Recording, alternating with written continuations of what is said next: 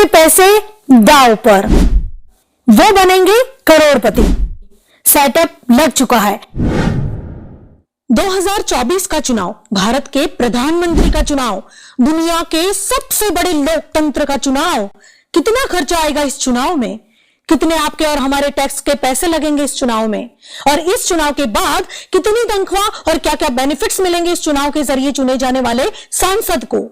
तो चलिए फिर देखते हैं चुनाव से जुड़ी कुछ बारीकियों को, जो मदद करेगी आपको सही उम्मीदवार चुनने के लिए 2024 के लोकसभा इलेक्शन में।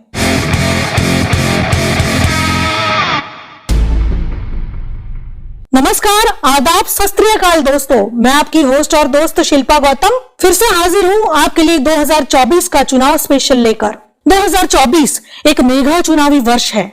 विश्व की लगभग आधी जनसंख्या यानी कि 400 करोड़ लोग इस साल वोट करने के लिए एलिजिबल है, और उनमें से 100 करोड़ तो सिर्फ भारतीय हैं। दुनिया के सबसे बड़े लोकतंत्र के महापर्व का मतदान शुरू होगा 19 अप्रैल से और ये चलेगा 4 जून तक। कुल 7 चरणों में होने वाला है ये मतदान। 44 दिन और रात आपकी और हमारी धड़कन रहेगी तेज, ये जानने के लिए कि भारत का अगला प्रधानमंत्री कौन होगा। भारत विश्व का एकमात्र देश है जहां पर 100 करोड़ जनता मिलकर देश की उन्नति और तरक्की के लिए एक दिशा में अपना कदम उठाएगी।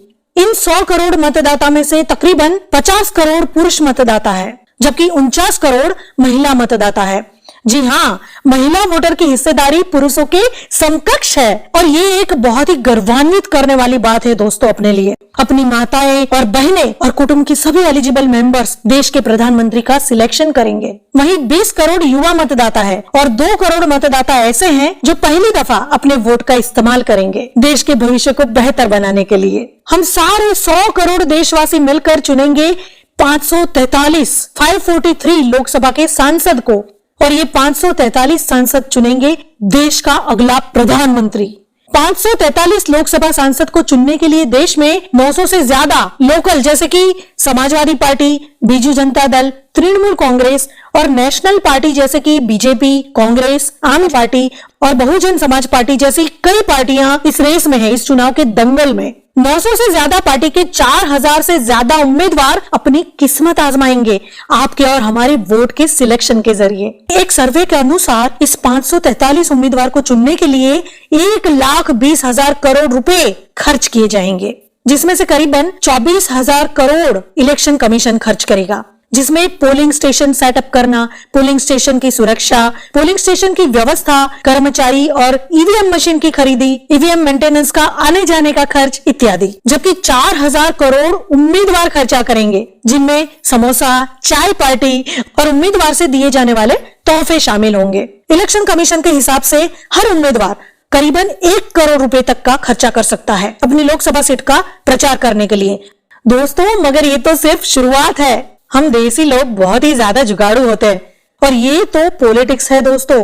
पॉलिटिशियन तो हमसे भी ज्यादा जुगाड़ू हैं। हमारे पॉलिटिशियंस ने इसमें से भी बीच का रास्ता निकाल दिया है और कहा है 1 करोड़ लिमिट तो उम्मीदवार पर है, मगर पार्टी तो कितने भी पैसे खर्च कर सकती है इलेक्शन जीतने के लिए। और उसके चलते स्टार प्रचारक इलेक्शन के तामझाम, रोड शोज और सभाओं के खर्चा पार्टी ऑफिस में से होगा, और इस खर्च की कोई सीमा नहीं है इलेक्शन कमीशन के हिसाब से। एक सर्वे के अनुसार लोकल और नेशनल पार्टी मिलकर 40,000 करोड़ तक खर्चा कर सकती है अपने मनपसंद सीटें जीतने के लिए। और हाँ दोस्तों, इसका ताजा उदाहरण है चार्टर्ड प्लेन और हेलीकॉप्टर रेंटल की बढ़ी हुई डिमांड। चार्टर्ड प्लेन के 1 घंटे का किराया तकरीबन पता है आपको, तकरीबन 4 लाख है। वहीं पर हेलीकॉप्टर का 1 घंटे का किराया 2 लाख है। तभी उसकी डिमांड 40% बढ़ गई है चुनाव की तारीख के ऐलान के बाद।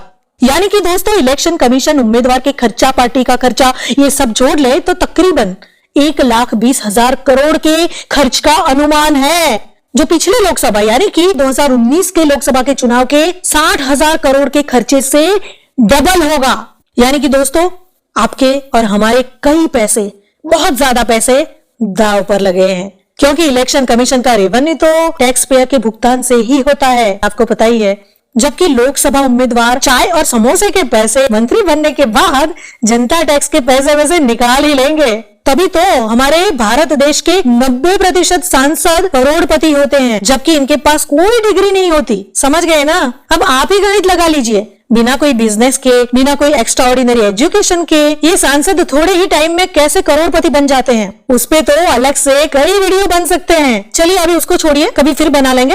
वापस 2024 के इलेक्शन के खर्चे पर आ जाते हैं। दोस्तों, मोटा मोटी बात बोलूं तो एक मतदाता को पोलिंग बूथ तक लाने का खर्चा है 1200 रुपए और 100 करोड़ मतदाता को पोलिंग बूथ पर लाने का खर्चा है 1,20,000 करोड़ रुपए अनुमानित खर्चा है।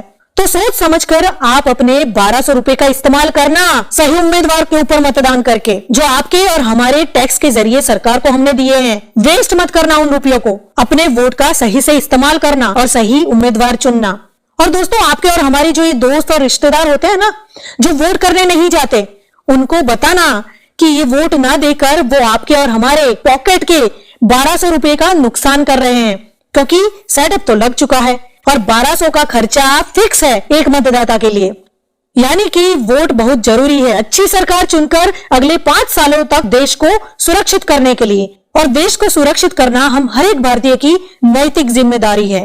और हाँ दोस्तों, आप, हम और हमारे दोस्त जो 5 साल तक सरकार को कोसते हैं ना, चुनी हुई सरकार को गालियां देते हैं, सरकार ये नहीं करती, सरकार वो नहीं करती, सरकार ये करती तो बेहतर होता, ये करती तो अच्छा होता इत्यादि, उनसे बोले और हम भी समझे कि यही सही वक्त है हमारी पसंदीदा और सही सरकार चुनने का, हमारे अपने सांसद चुनने का। सांसद की बात करते करते मुझे याद आया सांसद की सैलरी और बेनिफिट्स, जो मैंने वीडियो की शुरुआत में कही थी। तो दोस्तों, सांसद की सैलरी और बेनिफिट्स के लिए मैं अलग से एक खास वीडियो लेकर नेक्स्ट वीक आऊंगी। तो तब तक आप मुझे बताइए कि आपके ख्याल से देश के सांसद को कितनी सैलरी मिलती होगी और क्या क्या बेनिफिट्स मिलते होंगे। जिनकी कमेंट अच्छी होगी उनकी कमेंट में पिन करने वाली हूँ। तो चलिए मिलते हैं अगले सप्ताह चुनावी खबरों के साथ। शुक्रिया।